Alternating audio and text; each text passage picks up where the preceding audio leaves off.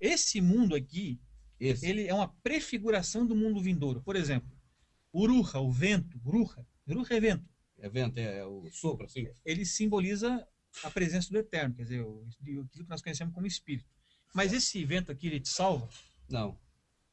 Mas ele representa, ele é uma sombra. Certo. E é nesse corpo aqui, que é o templo, esse templo aqui é uma sombra também. Só que esse, ele fez. Você, por exemplo, o Criador fez você. Certo. Agora o de alvenaria quem fez foi o homem que fez. Foi quem ele fez que fez esse. Exato. Ele fez o homem fez esse. Exato. Então, se ele tiver a criatura é quem criou o templo. Exatamente. Se ele tiver que se comunicar com algum templo aqui na Terra, não vai ser com o de alvenaria feito por mãos de homens. Vai Isso ser aí com é que certo. Ele fez. Vai ser com o que ele fez. Que é esse aqui. Uhum. Então, quando você fala, você está usando o que para falar? Ó? Eu estou usando ar. Se eu não tiver ar, eu não consigo falar. A girafa não fala por causa disso. Ela não consegue, com aquele pescoço dela tão comprido e o pulmão tão longe, gerar uma quantidade de ar suficiente para produzir som. Qual som o gato faz? Miau. O cachorro late. E a girafa? Ela não faz som nenhum. Exatamente. Porque o ar não consegue sair do pulmão dela que está longe, atravessar aquele túnel do pescoço e ainda ter suficiente força para articular a língua dela para fazer qualquer ruído. Então, quer dizer, falar ela não falaria nunca. Não falaria nunca. Mas nem ruído ela consegue fazer porque é muito distante. Porque é o ar que faz isso. É bonito de perceber isso, porque a gente vê... Fernando, outra coisa, onde não há ar, não há som. Não há som e não há vida. Não há vida. O ar, ele traz o oxigênio, né, os gases lá que são necessários. Ele carrega Então, ó, ele vai entrar no meu pulmão, vai alimentar meu sangue, vai nutrir o meu sangue, o oxigênio. Sangue vai carregar esse oxigênio para todas as células. Só que isso é sombra. Ó, eu vou deixar esse ar entrar em mim, ó. Mas não me salvou. Não. Ele só mantém sua vida carnal aqui. Se eu pegar esse ar físico, ele não faz nada por mim no sentido espiritual. Não tem como fazer Espiritualmente não faz nada. Não, só vai te dar algo que tem mesmo, que é a vida normal que está aqui. Mas ele está me mostrando certo. Que o Criador trabalha dessa forma em mim. Entendo. Isso aí é uma sombra. É uma sombra. É uma forma para você entender o que você não entenderia se não tivesse um parâmetro. Exatamente. Uma comparação. E aí, para falar, você não está utilizando o ar para falar? Sem ar não fala. Então você está usando o Uruha do Eterno. O áudio que entra aqui é uma vibração sonora do ar. Se não houver ar, não vibra, não chega aqui no ouvido. Como é que a Escritura fala? Também não sai nada. A Escritura fala que a boca é a porta do templo. Tá por ela que sai, está no livro de Barnabé. A porta do templo. Aí você vê... Pedir a Elaine para trazer água para nós que a gente vai bebendo. Madinha, me ajuda aí, por favor, minha rica. Traz os copinhos d'água para mim, pro Fernando. Tá trazendo já. Do filtro, obrigado. Então, se você fala pela boca, e a boca é a porta do templo, e você usa o ar para falar, olha que coisa bonita. Passa um link por cima. Já passei por e-mail. Nós temos que falar... falar através do Uruha. Mas não desse Uruha aqui, ó. Nós temos que... Esse ar, nós estamos sentindo aqui, que não estamos vendo, mas estamos sentindo. Ó. Você faz aqui. Ô, Fernando, eu creio que é importante a pessoa entender que a palavra espírito e ar é a mesma palavra. Mesma coisa. Porque você está falando já há meia hora aqui, mas tem muita gente que não está entendendo isso. O que nós temos que entender de uma vez por todas é que o processo religioso que está aí, eles criaram tipo assim, estigmas, tipo assim, pseudos personas, entende? Mas não mostrando exatamente que uma transliteração, se fosse traduzida, daria naquilo. Exato. Então, veja bem, as coisas do Criador não são complexas. As coisas do sistema religioso são complexas. Para quê? Para induzir ao erro. Então, na simplicidade das coisas do Criador, ar é uma presença, é uma representação da presença dele. Exato, porque a própria palavra ar, ou seja, vento, vamos colocar assim, que é o ar em movimento, mas isso aí que a gente sabe, o ar é espírito. É espírito. Então a palavra espírito está ali espírito, porque preferiram colocar espírito.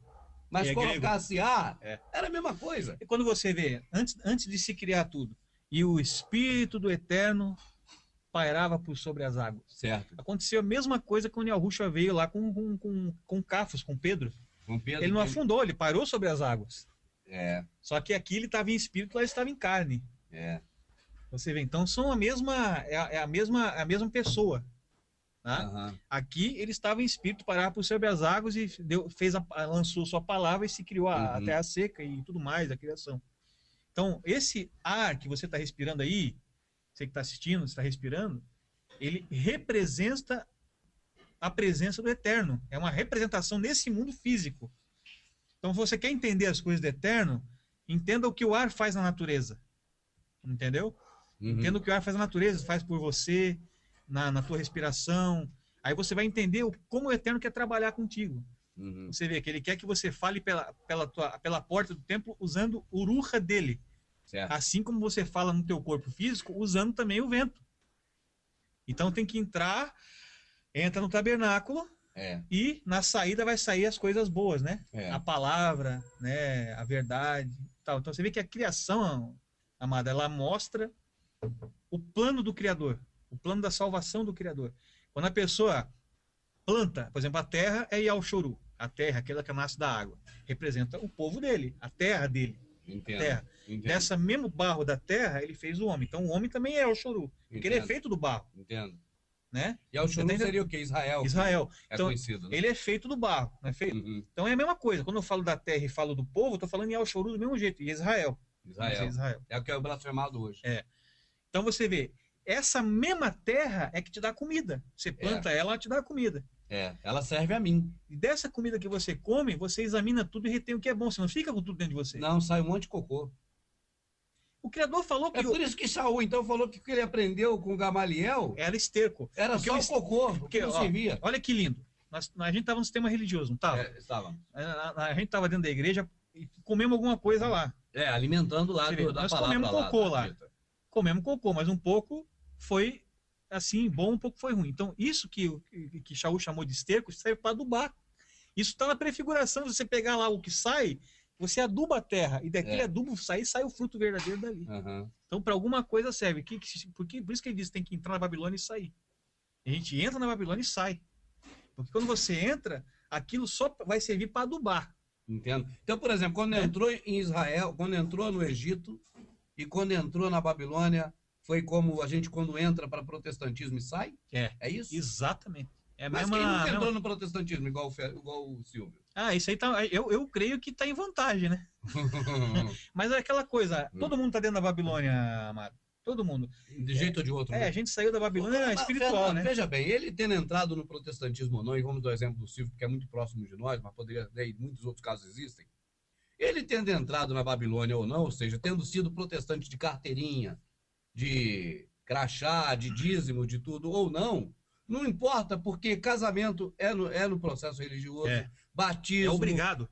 Tudo isso que se faz, sendo ou não um praticante, mas faz parte do sistema. Ele tem que dar o aval para o sistema religioso. Não é isso? Então, quer dizer, não existe um brasileiro, pode-se dizer, ou tudo tem exceção, né? Talvez poucos, que realmente não tenham participado do sistema religioso. Exatamente. Porque o cara fala assim, eu nunca fui protestante, peraí. E eu nunca fui católico, peraí, mas e aí? Já foi em batismo de criança? Já. Todo mundo foi, então participou. Né? Já todo foi em festa de casamento, de solenidade? Então participou. Então... E muitas outras... Em missa... Até na política, Fernando, o vereador é convidado sempre para uma missa, a missa do aniversário da cidade. Toda festa política geralmente se comemora com a missa. Tem a missa, é uma tradição. Eles estão sempre envolvidos, já reparou? Que tudo está relacionado com a questão, algum ritual religioso junto? Então, quer dizer, mesmo sem ter sido ativo, né, dentro do processo, mas participava de um jeito ou de outro. Mas nós estamos falando aqui, não pode esquecer, para poder não perder o fio da meada, da questão do idioma. O idioma então você chega lá. Você chegou bem, você pegou igual eu faço. Vai desmiuçando. Muito antes. Sabe por quê, Fernando? As pessoas falam, esse cara não vai direto ao assunto, no meu caso. Não, nós estamos dando elementos para as pessoas, para elas investigarem e também pensarem. Então você pega para constituir a situação, tu pega lá atrás e vai aos pouquinhos, sem pressa, esmiuçando.